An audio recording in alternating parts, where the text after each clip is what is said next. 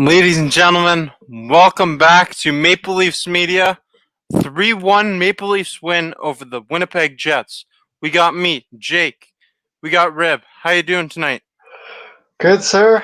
We just witnessed, I'm going to put it out there right now, right off the bat, the best Leafs game of the season. Most solid, complete team effort, and they found a way to do what good teams do.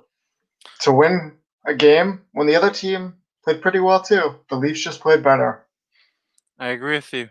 The better team won that game, and that was definitely the best all-around performance we've seen from this team. Good defensive performance. Did you see what happened with Marner at the end? We did, and we will see the Winnipeg Jets 9 more times this matchup. Nine more times this year. This is going to be fun to see these two teams face off this many times. We got a lot of the regulars in the comments. Ron Keats, Sean Farrell, Robert Ferguson. We got a bunch of others. Shout out to all you. Welcome back to Maple Leafs Media. Let's give our 3 stars of this game to start off, and then let's go over some clips and some stats just from this game and from the first 4 games of the Maple Leaf season so far. So tonight, the first star of the game got to go to John Tavares. John Tavares has looked great out there. Frederik Andersen, second star, just 27 saves on 28 shots. Great performance from him. And then Kyle Connor, he was all over the ice tonight.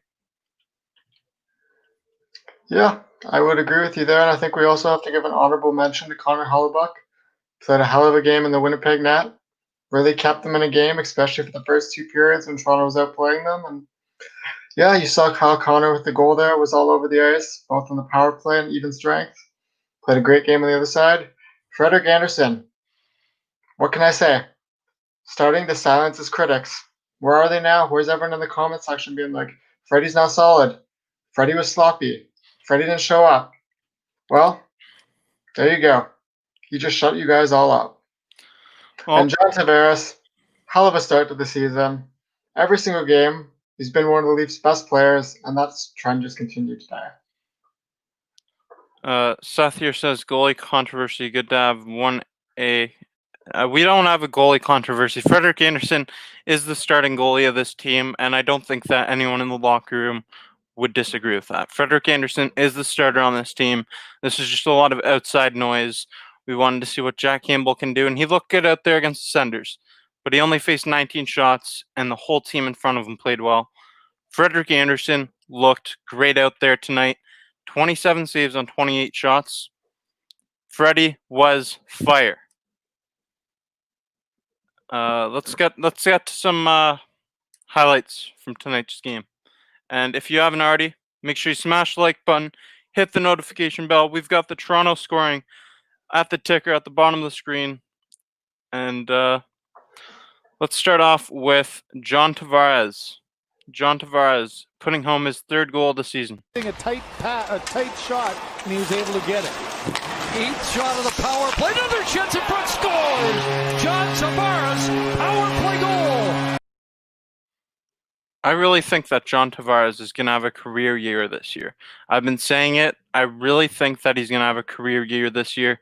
He's got a fire lit under him, and he wants to help lead this team to the Stanley Cup Finals.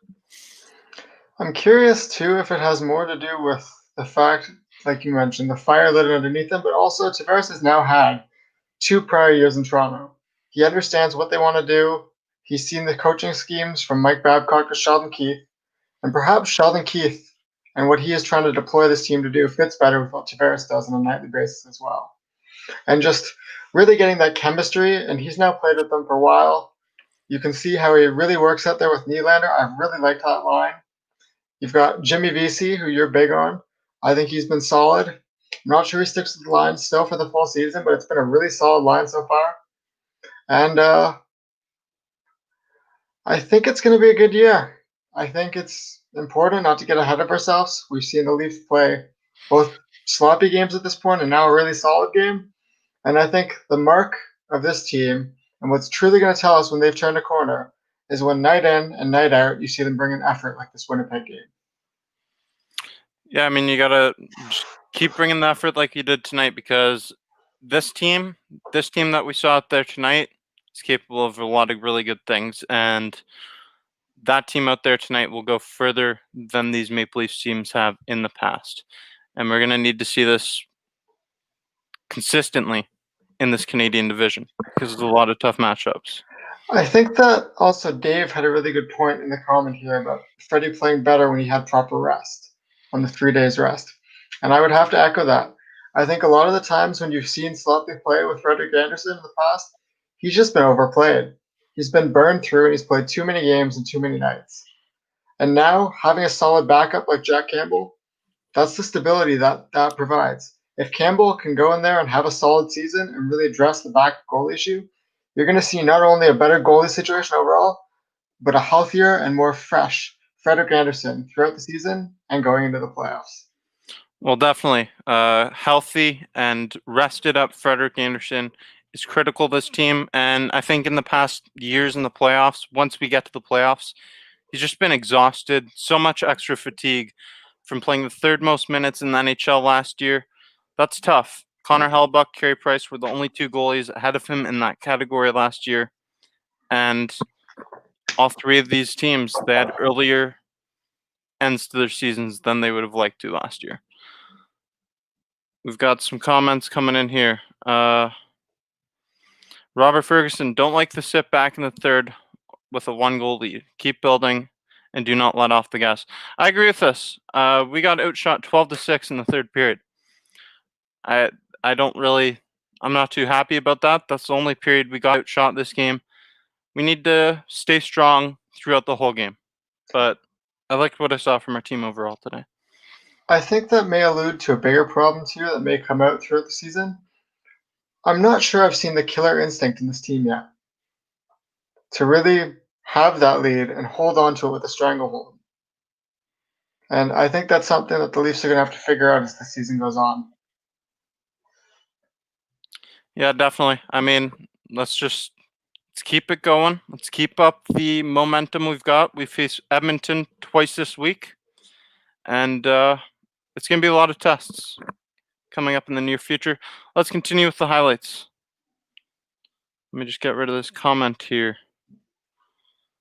Okay, highlights. We have Mitch Marner with his second goal of the year. In deep. Around behind the net. Sets it up in front. And Hall scores. Marner on the doorstep. I really liked how the first and second line, they just controlled the puck in the offensive zone a lot tonight. It looked really good. Yeah, I think it's just an adjustment period too. Joe Thornton looked good. I really liked what we saw in that one power play too when they changed it up a bit. When they had Thornton switch in the center of the ice with Matthews to more of an outside position where Matthews took the center lane. And I think we could see some more of that going forward, as I'm not sure if Thornton is as suited for a center feeding and being that final shot in the power play. But I think if you give him some outside space where he's got the opportunity to make nifty little passes like that, I think that's where you're really going to see Thornton shine on the power play and start to really put up some points like we've seen from Thornton in the past in his younger years. I like what I've seen from the power play so far this year, and I think we just need to keep up what we're doing. This power play, it's got a lot of potential to be a really good unit this year. I think we scored on 6 of the last 17 power play attempts throughout the season. So I'd like to see that number increase, but it's a good start. And we got a question for you to start off the show. What are your thoughts on Jimmy Vesey now? I don't think it's changed much. I really don't. I thought he was going to be solid. I'm still not sure he's going to live up to that second line billing. They seem to perform well together, but I think given injuries and what could happen in a short and more condensed schedule, you really don't know. And I'm still not sure he breaks that 20-goal mark like you guys, both away from 17, society 17. and yourself, have kind of been. 17 is my mark for Jimmy Vesey. I'll believe it when I see it, but he's been solid so far, and it looks like a good addition for the team. But I'm not sure he's the groundbreaking move that away from society was referencing previously. Well, I think you're going to continue to be surprised by the impact that Jimmy Vesey has on the second line. I think that is a really valuable asset to that second line with William Nylander and John Tavares. He's got a really good chemistry going with them. But there's a lot of other players that have impressed me so far. I think that we should be talking more about Frederik Andersen because, Leafs Nation's been getting on him. We talked a bit about him earlier, but we need to talk about him more. 27 saves on 28 shots. What do you think of what you saw from Frederik Andersen tonight? It's amazing what happens when you have a good goalie in net and your team actually starts to play some semblance of defense in front of them. I think the Leafs, as we mentioned, had a really solid all-around game and have definitely looked in this game like they were starting to sort out some of the defense issues that have been present the last few games.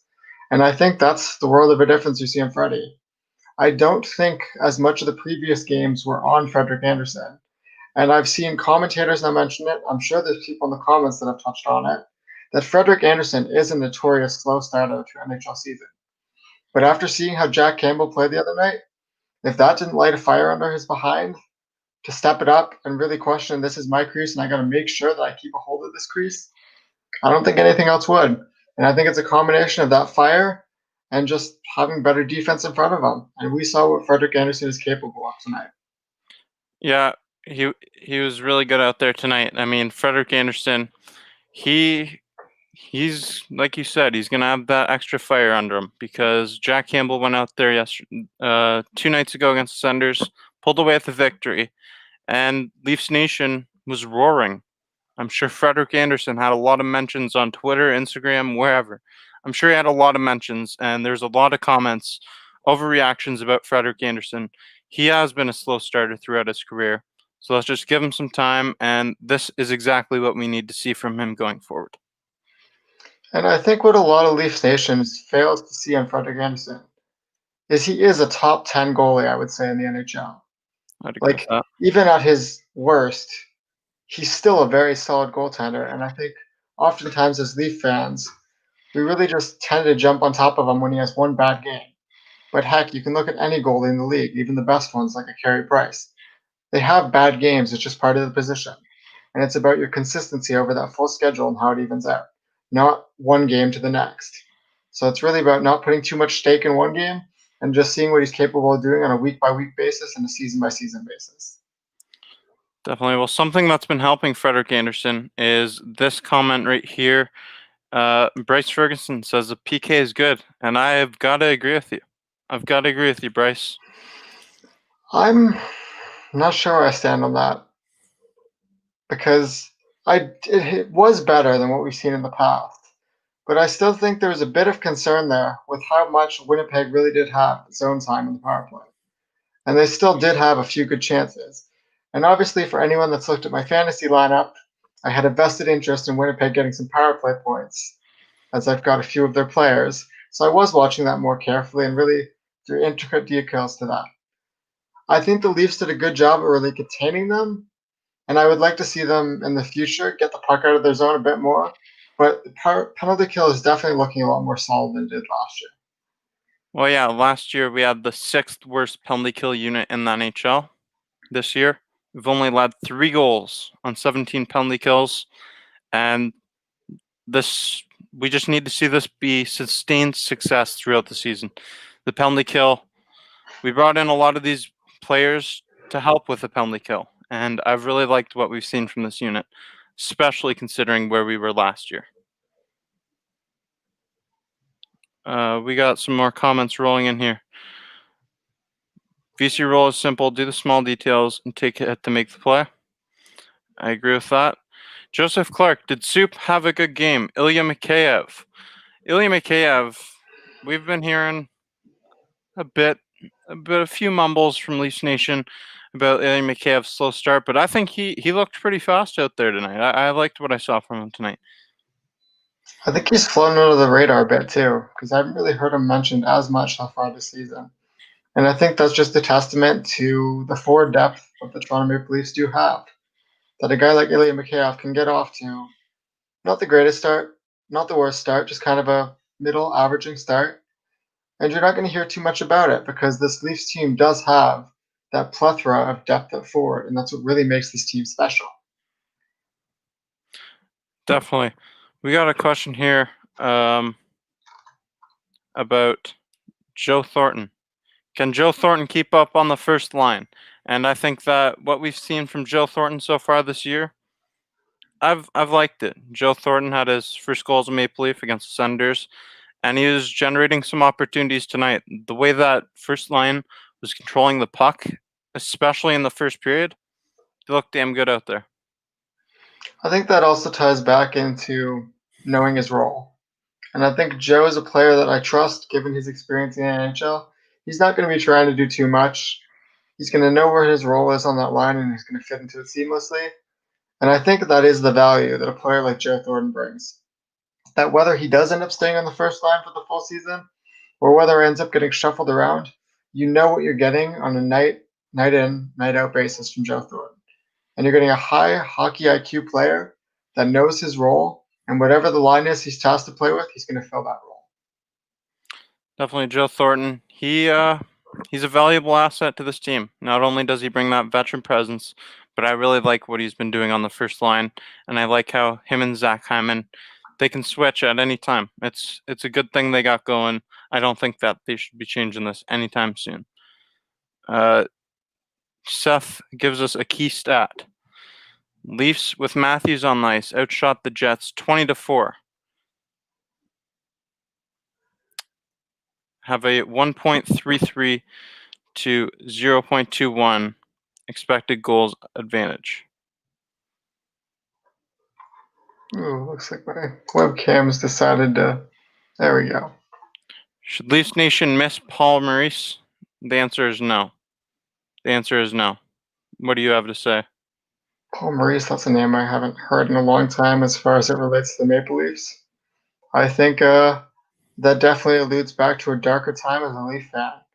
And I'm happy that Paul Maurice was able to go on and find more success in Winnipeg and really found a team that worked for him because he did seem like he was a more than capable NHL coach. I just don't think Toronto was the right market for him. So to answer the question in short and sweet, no, we shouldn't. I don't think we should miss him. I really like what Sheldon Keefe has been doing with his team, and I like how he's flexible and he's willing to make changes. That's not something we saw with Mike Babcock, and I'm super happy that we have Sheldon Keefe as our head coach right now. Should Thornton retire as a Leaf? I'd love to see it. We saw Jason Spezza come out the other day, and he said that he wanted to retire as a Maple Leaf. He wouldn't go to any other team. He wasn't claimed off waivers because of that. And Aaron Dell was claimed by the New Jersey Devils. Not very surprising. I think that also alludes to just how valuable goaltenders are in this shortened pandemic season. That you really do need two solid goaltenders in a 56-game schedule to balance out. And we're seeing a lot of teams, even the first weekend, as any fantasy player can allude to, we're seeing a lot of goalie tandems where the bona fide starter will get 2 games to the backup of 1. And I think you're going to see that kind of go throughout the whole season. They're splitting up games more. And gone are the days, particularly for this season, where you're going to see a goalie play like 70 out of 82 games. Or like in the case of a 56-game schedule, playing like 45 games. You're just not going to see that this season.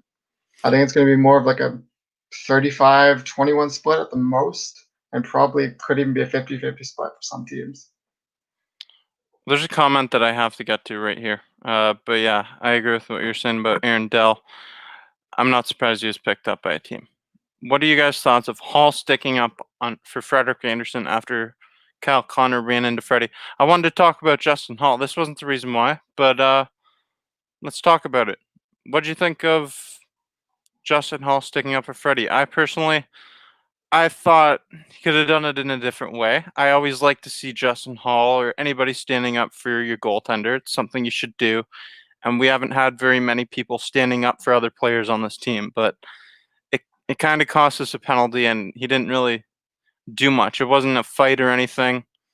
If he dropped the gloves, it would have been better, but I like to see him standing up for the team. I don't think it's the end of the world to take one penalty, especially right at the beginning of the game there. because you are proving a point. You're telling to the other team right off the bat, you can't mess with our goalie.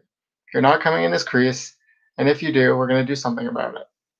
And that may be more of an old school view, but as someone that did play goalie and defense throughout my career, I was able to see it from both sides of the lens. And you really do appreciate when you're a goalie in there, just having those teammates in front of you that you know will stick up for you. And if someone does push that line too far, it's good to see that someone on the Leafs is actually willing to hold them accountable. And I think we've seen it with Wayne Simmons now, the other game, getting into his fight and really a momentum swing there against the Montreal Canadiens. And now we're seeing how Justin Holl will also step up, block shots, and do the little things that are necessary. And I think for each good team, especially when you're looking at going far in the playoffs, like is the goal for this Leafs team, you need players to step up with those intangibles. Well, I'm with Jason Brooks here. He says it was also an offsetting minor penalty, so we lost the power play on it. And yes, I love to see standing up for the goaltender. I would have stood up for the goaltender myself. I was that kind of defenseman when I played hockey, but I don't think I would have done it that way when he was in the net. I think I would have rather just said, "Let's drop the gloves. Let's drop the gloves. Let's go." But that's just me. I'd rather drop the gloves and take that 2-minute minor that really didn't set a tone or anything. Like he went in there and said, "You're not doing this to my goalie," but it wasn't really a tone setter, I don't think. But let's talk more about Justin Holl, because Justin Holl, he's been going under the radar. He's been going under the radar for far too long. This was last year as well. We saw massive improvements in his play last season. Here's what I want to talk about when it comes to Justin Holl. He's had 7 block shots through 4 games. Very impressive. 3 of them coming tonight. And he leads the Maple Leafs in hits and blocked shots. Do you know who Justin Holl is starting to remind me of too? If I really had to pick one defenseman that's been in the NHL for quite a while that I could see him fitting into the mold of, maybe not quite as offensive, but I really see him fitting into at least on the defensive end, more of a Mark Giordano, Alexander Edler type of role. You're going to get a lot of hits, you're going to get a lot of block shots, and you're going to get a defenseman that's extremely responsible in front of their own goalie. And goalies love to have that guy that you can really trust on in front of you. And I could see that being the need that Justin Holl is going to fill on this team.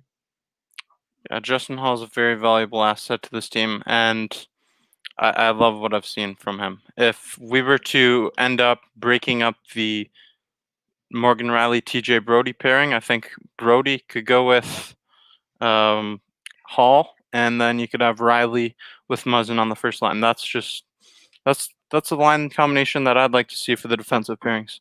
I really don't think you could make a wrong choice there, because whether you put Muzzin with Brody and Hall with Riley or the other way around, I think both of those would be solid pairings, and I think that may end up being a switch we see throughout the season, depending on how long the adjustment period really takes between Brody and Riley.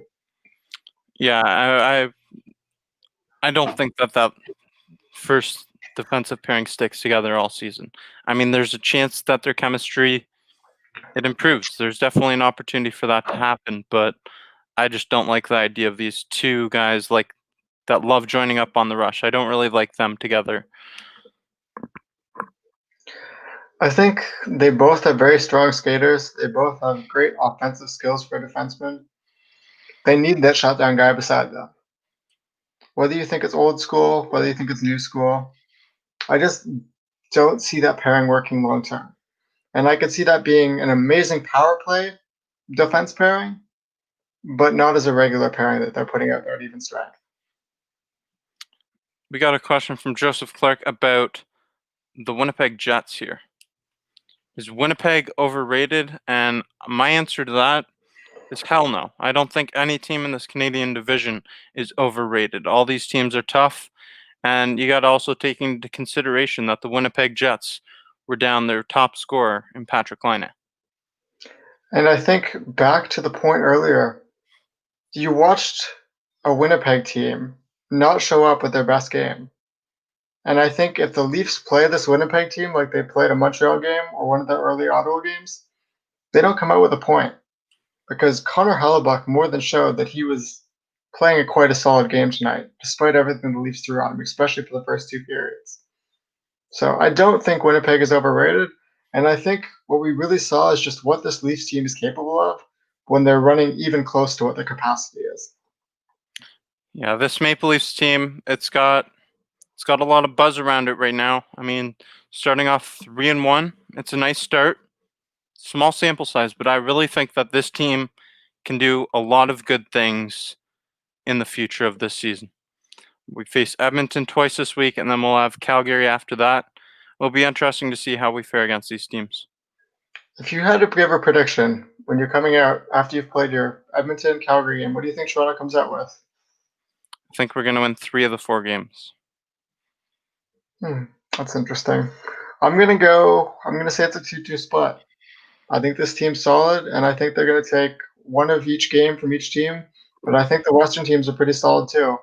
And I would like to see the 3 of 4, like you mentioned, but I could see 2-2. I could see 3 of 4. I don't think there's anywhere they lose all 4, and I don't think there's anywhere they win all 4. Well, Seth's got an interesting point here. For the next 6 against Edmonton, and I really like the way we match up against Edmonton. If I were to say how many we win against Edmonton, I'd say we win 3 of the next 4 against them as well. If you want to talk about Winnipeg being overrated, I question Edmonton more than I question Winnipeg at this point. I'm with you on that. I think Edmonton's definitely overrated. Because Edmonton on paper at least has 2 of the top 3 players in this All-Canadian division, if not 2 of the top 2, depending on where you rate Matthews and Draisaitl. But the depth just hasn't shown up there yet. Their goaltending is suspect, and their defense looks like the Leafs at times. They're just not the most organized, and when you don't have a goaltender like Frederik Andersen that can make up for that on some nights, you're really going to feel that. And I think in a Canadian division where you see all this firepower that is present, if Edmonton doesn't get that sorted out quick, they may go from a team that everyone was saying 2-3 seed to potentially being in the bottom of the division. Because nothing will sink you worse and quicker than bad goaltending. Yeah, I wouldn't be surprised to see that happen. But let's talk a bit about Edmonton tomorrow. Let's move on to that topic tomorrow because the Oilers game Wednesday. Tomorrow we'll be here on Leafs Talk Live, and that's a perfect opportunity to talk about the Edmonton Oilers game. We'll have a full preview in store for you then, so make sure you come back tomorrow night to watch that show. We've still got a lot of stuff to talk about from tonight's game. Mikko Lehtonen made his NHL debut, and then there's another guy on the other side that I know you want to talk about. So, Mikko Lehtonen making his NHL debut. He played about 6 minutes tonight. What did you think? I thought the announcer summed it up perfectly. I can't remember who it was, but it was one of the announcers that was talking about the difference in Lehtonen adjusting to the NHL. For anyone that's familiar with his time over in KHL, can't say that I really watched that much other than just highlights to get an idea of the player he was. But the announcer said that he was averaging roughly between 23 to 25 minutes a night in the KHL. You're looking at a top 2 pairing defenseman out there for the power play, penalty kill, constantly on the ice plan like half the game.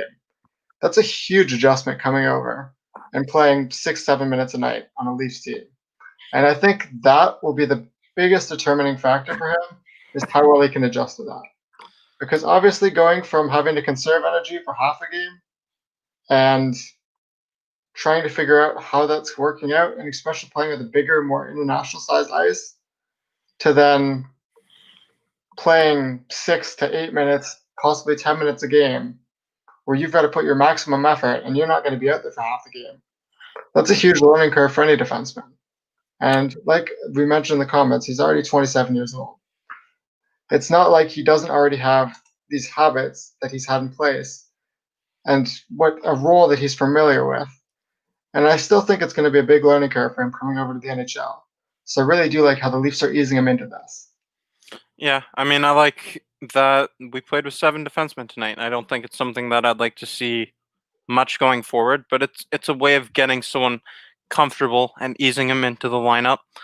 It worked tonight, and Mikko Lehtonen playing around 6 minutes. He had a hit, and I think that he can have a bright future in the NHL. 27 years old, there's not too much room for growth and development, but it's more about a transition at this point. Let's see how his game transitions from the KHL to the NHL. It's going to be very interesting to see that play out through the season. And if we're talking about NHL debuts, we know we had to get to this too, although he wasn't on the Leafs. But how good did you think Logan Stanley looked in his first NHL game? Well, I think he looked pretty good out there, and I heard a comparison to Zdeno Chara and how, that bigger body, it's hard to fill out. He's 6'7", I believe, so that's going to be very beneficial to him. He's going to be able to use those long strides and his reach to his advantage. So I think his NHL future, it could be bright. Yeah, I really think that plays in because obviously with the taller guy, you look at Chari's career and how long it took him to potentially get his legs underneath him. And Winnipeg has definitely, they have the experience having had a Tyler Myers there in the past with a larger defenseman. And they've obviously taken a more slow growing approach to really ease him into it. And I thought he looked really solid in his first NHL game. I think there's a bright future there. And I think he would honestly fit in wonderfully on the Leafs' third pairing if it was a different situation. But I think he's got a bright future, and I think there's a lot of good games ahead for him. Yeah, you could put him with a smaller guy like Mikko Lehtinen or Travis Sturman. I like having the bigger guy beside this smaller, faster skater. I really like that. And Jake, I'm pretty sure you can resonate with him a little bit too, just given that you were more of a defensive defenseman on a bigger side too, and you're familiar with what that role entails. Yeah, definitely. As I like to take the body, separate the body from the puck. That was what I like to do when I played. Jack Trout with a comment here. He wants to know, do we see a goalie tandem going forward? It's going to be a tight schedule for one goalie to carry the load. And yes, I see a goalie tandem going forward. I see Jack Campbell getting a good load of the shares, but Jack Campbell, you got to understand that Frederik Andersen right now, he is the solidified starter of this team. And he could have a couple bad performances and that could change. But right now, he is the starter of this team. And there will be rotation because it's a tight schedule, like you said. Yeah, I think that goes back to I could see Frederik Andersen playing anywhere between 30 to 35 games this year, and then Jack Campbell playing the rest. Maybe mix it in. If Aaron Dell was still here, I'd say mix in about 2 to 5 starts for Dell. But with him out of the picture, they'd probably split it like I said, 30 to 35, and then the rest of Campbell covers between 20 26 games, somewhere there. I agree with that. Seth says Tavares and Marner 1 and 2 in scoring right now. It's early. It is early, very early, but it's nice to have two lines starting to get going. We need to continue the secondary scoring. I agree with everything you just said. We need more production from the bottom six of our lineup. Last year, that was something that killed us. We didn't get very much production from those 3 and 4 lines, but I really like what we've seen from the fourth line with Spezza and Wayne Simmons. I think that they work together really well. And then the third line, I think that third line's destined for greatness. I really like the way that this lineup is constructed, top to bottom.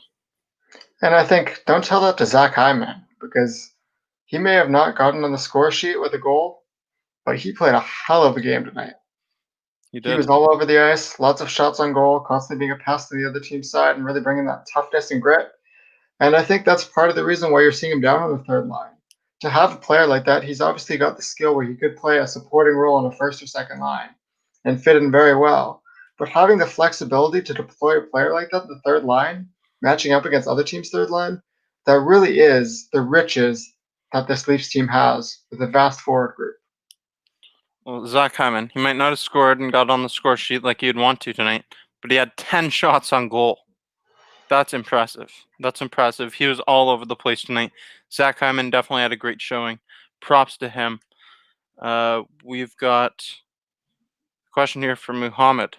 Muhammad, do you think the Leafs will eventually have to form the super line with Matthews, Tavares, and Marner? I absolutely do not. I think that this lineup, the way it is, there's a lot of flexibility, but I don't think you want to just load those three big boys on one lineup. I don't think that that'd be beneficial at all. And I think the comparison that comes to, and this is truly a team that the Leafs team could aspire to be. If you're looking at the Pittsburgh Penguins that were able to win 2 back-to-back cups earlier in the decade, did they ever play Malkin, Crosby, and Kessel on one line? No. Exactly. That's my point exactly. It's too much firepower to put on one line, and then if you're already saying you don't see any secondary scoring, how is that resolved by even more putting all your skilled players and eggs in one basket? Exactly. That would really affect the rest of the lineup. Like William Nylander, I think that he could have his own line, but I don't think that it would be beneficial to Nylander to take John Tavares off his line at all. John Tavares and William Nylander have a really good thing going, and I don't think he can separate them. Jimmy Vesey as well. I really like every line that I like all these line combinations. Yeah, I think that's back to the point too of if you do take away Tavares, what does Nylander play with then? Then you've got a Vesey, Hyman, Nylander line. Like we've seen what Nylander looks like at center. Yeah, that can't I work. think you can't separate him and Tavares. It works too well. There's no point messing with something that works. They've both been two of the best Leafs in my opinion so far this season. Let's not tinker for the sake of tinkering. Well, I like this comment from Gordon. He's been in the comment section the last couple shows. Shout out to him. Welcome back to the channel. Love to see you here. Hyman Mikheyev Kerfoot line has had really good energy. That line allows the Leafs to keep momentum by hemming the opponents in the defensive zone. And I agree. That third line can fly. They're flying all over that offensive zone. And I love the way that they cycle the puck. And I'm back to my earlier point. How many third lines across the NHL can actually match up with them? Because not only do you have the energy and the speed and the cycling and the hockey IQ in that line, you've got players that are all very talented players. Like maybe not Kerfoot so much, but Mikheyev and Hyman are both capable of playing supporting roles on higher up lines. And when you have players like that that have the energy and the toughness of a bottom six but can have the skill of a top six, that's a good spot to be in. Well, I gotta give a shout out to Alex Kerfoot because I've seen him busting his tail out there so far this year. And last year he had a tough year, his first year in Toronto, trying to fit into new surroundings.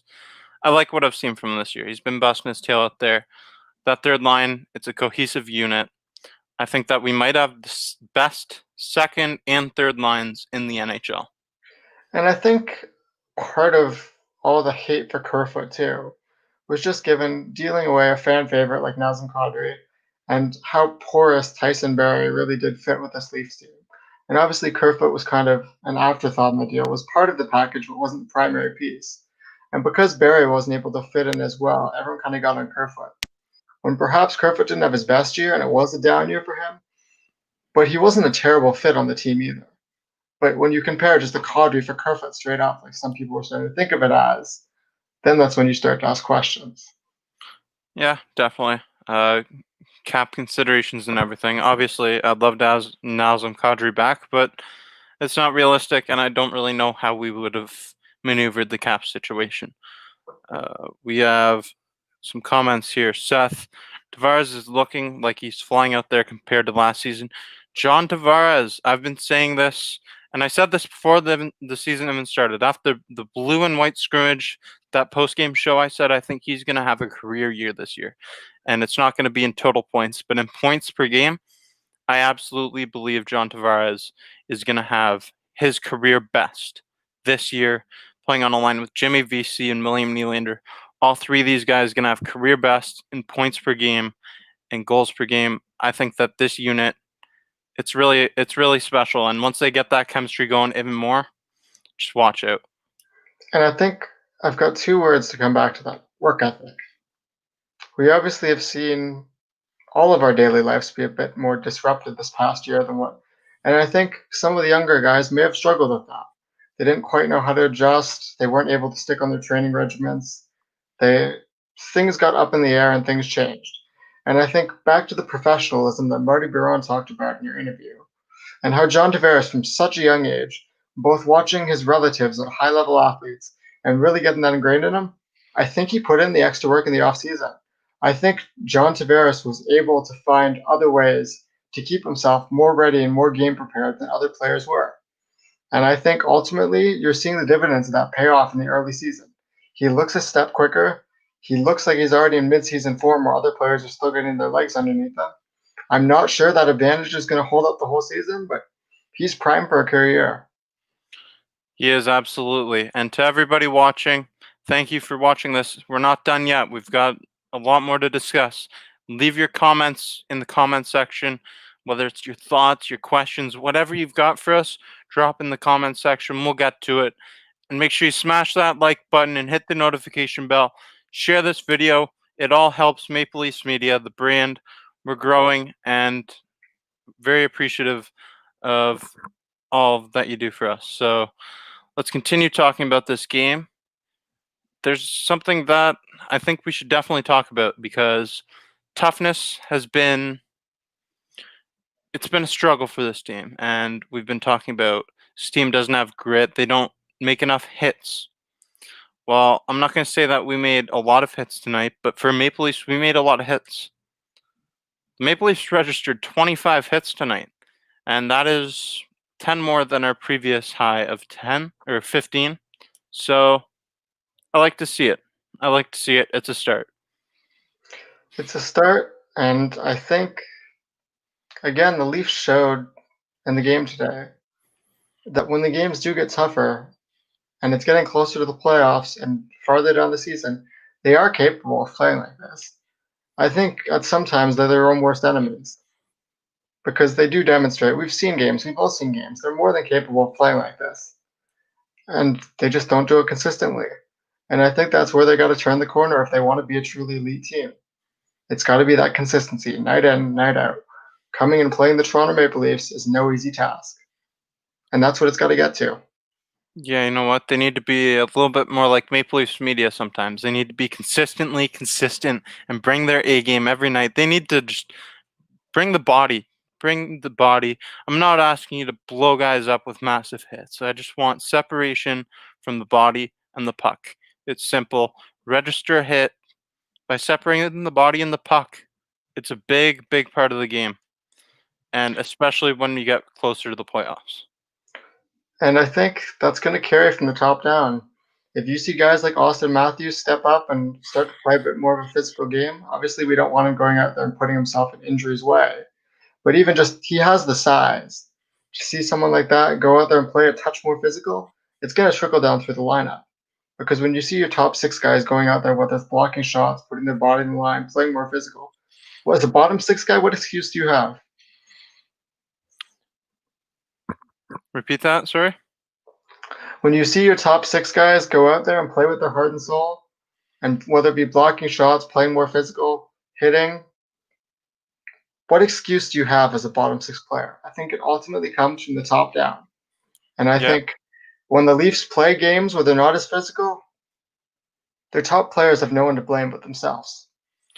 Yeah, I mean, it's that as well. It's the top of the lineup making these contributions, and then it's also players like Wayne Simmons and Joe Thornton, these veterans. They've got to be telling the people in the locker room, these players, they're telling them what this team needs to do different to succeed. And speaking of veteran presences, Jason Brooks has a very valid comment here. Jason Spezza has been doing all the minor things like winning faceoffs. He's looked good on the penalty kill. He hasn't scored a goal yet, but he's looked damn good out there. And I'm not sure what the stat is exactly on this, but I remember the announcer talking something to the degree of Spezza was what, like 70% on faceoffs this year so far? I'm not sure. I'm not sure what the exact stat is, but even if it's remotely close to that, that is such a good faceoff percentage, and he really is doing those minor things that you want to see in a fourth line role. Obviously, Spezza is not the player he once used to be. The same with Joe Thornton. They both slowed down with age, like many before them. But really doing the small things are what they need to bring to a Maple Leafs team to be successful. And night in, night out, if you know you can trust Jason Spezza to go out there for key faceoffs and win them, he's going to continue to see the ice. Well, yeah, faceoffs have been a big part of this team's success this year, actually. We saw John Tavares. He's been really scrappy on the faceoffs. I've loved what I've seen from him. Jason Spezza's looked great on the faceoffs as well. Tonight, the Maple Leafs won 31 faceoffs, 64.6% of their faceoffs. 64.6%. That's a good stat, and that's very telling. That's really going to help you with puck possession. And if you look back to past playoff matchups, I don't want to open up the wounds too wide here, but what's the thing that's killed them? You look at a Boston Bruins team that notoriously has played Toronto tough. You have a Patrice Bergeron. You have a player that is one of the most elite faceoff takers in the whole NHL. And when the games get tight and more physical, it really does come down to those minor little things.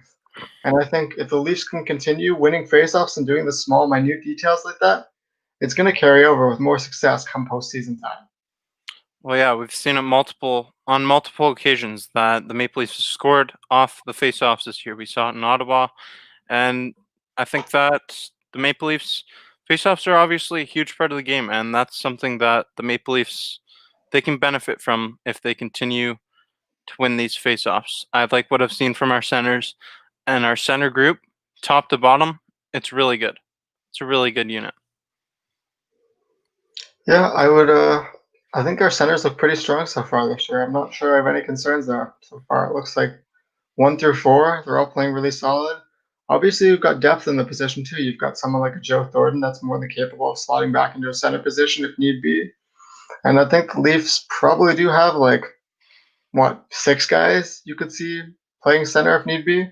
So there is some depth come there if injuries come the way, God forbid. Yeah, And definitely. it'll give some flexibility going forward. Definitely. We've got. I just want to talk about Nick Robertson a bit and his injury, an update on the injury. But that's going to be the last topic we talk about, unless you guys in the comments section have anything else you want to touch on. If you've got anything you want to talk about, let us know and we'll get to it. Otherwise, we'll be heading off after we discuss Nick Robertson because we'll show the injury again. It's not something you want to see, but we'll show the injury again. So this was what happened. You don't like to speculate. He had his MRI today. And Nick Robertson, he's expected to miss at least 4 weeks. You hate to see that for a young player who's been working so hard in the offseason. He's just been working so hard. And in his first game, he gets injured. And in his first game, he looked even better than he did last year. He didn't look like Nick Robertson from last year. He looked like 5 times better. And I think that's the unfortunate circumstance that comes with being an undersized player in the NHL. It's got to be a mix of balance of obviously being productive and bringing that toughness and grit, but you also do have to have a bit of body preservation and understand that you're out there with bigger guys. And if you do get hit by a bigger player and you're only standing at 5'9", there's certain precautions you got to take. And unfortunately, Nick Robertson was on the wrong end of that for his first game. And I wish him a speedy and well recovery, and hopefully he comes back a stronger, better player and more prepared for the future. Definitely, and we got some comments coming in here. We got a comment from Braden. Haven't seen you around, so welcome to the show if you're new here, and if you're not, welcome back. Do you think Robertson slots back into the lineup once he's better? I think that it's going to be tough for him to get back in, but he will definitely get his playing time.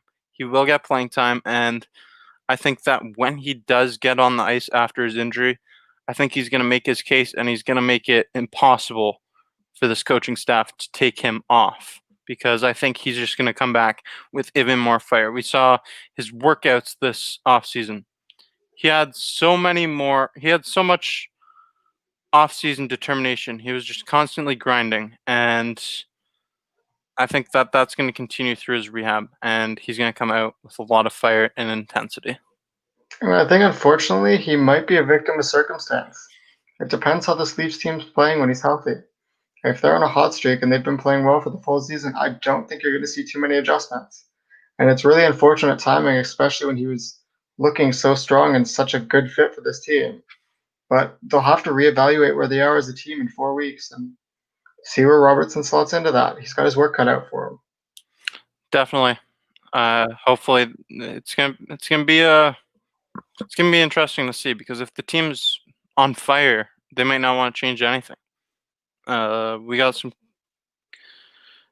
question here from Rusty Nails. If Dell ends up on waivers again, do the Maple Leafs bring him back? And if he ended up on waivers, I wouldn't be surprised to see that happen. Are the Leafs going to have priority, though? Even at that point, I could see them being too strong of a team to get the first waiver claim on them. Yeah, I mean, it's possible. We'll see. We'll see what happens. I don't really. I wouldn't expect him to go on waivers again this year after New Jersey picked him up. What do you think of Edmonton next game from CQ? Well, if you want to know, make sure you stay tuned for tomorrow's show. Tuesday night, we have Leafs Talk Live tomorrow night at 8 p.m.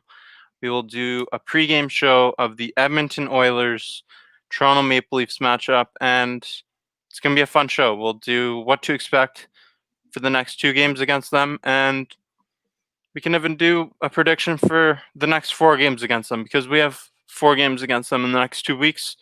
So let's talk about that tomorrow. I'm super excited for tomorrow's show. I'll be here. I believe Ribb will be here, and we will have Clarky, aka Clarky Snipes. Baseball 27 says, "Big dubs, go Leafs, go, go Leafs, go." I think that's all we have to talk about here on today's show. Ribb, you want to close it out? Yeah, I think I just want to thank everyone for coming out again. Your support obviously means the world to us. If you haven't already, hit the subscribe button, the like button. You know that helps us out tremendously here at Maple Leafs Media. It's all the small things for a growing channel, and we love to see all the engagement. It's what really keeps driving us night in, night out. Obviously, you see you got Jake here. He's putting in the work. He's here for you every single day with new content, making sure that as Leaf fans, we're both entertained and informed. And there's a lot more of this to come through the season. You'll see myself, Clarky Snipes, Jake. We'll all be here throughout the season at different points, and hopefully it all ends well for the Maple Leafs. And thanks to everyone for showing up tonight. Yeah, so the Maple Leafs jolted past the Jets. Let's go. The first of 10 matchups between these two teams. 9 more to go. 3-1 victory for the Toronto Maple Leafs. If you haven't already, please smash that like button and hit the notification bell. Share this video. Do whatever. Tell a friend to tell a friend. We appreciate it.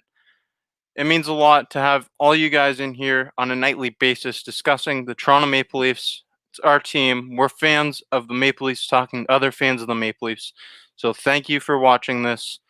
Thank you for being here tonight and spending the last hour with us. We will be back here tomorrow night for Leafs Talk Live to discuss a pregame show for the Edmonton Oilers and the Toronto Maple Leafs. We'll give you a rundown of what to expect and some keys to the game. Until then, have a good night, and go Leafs, go.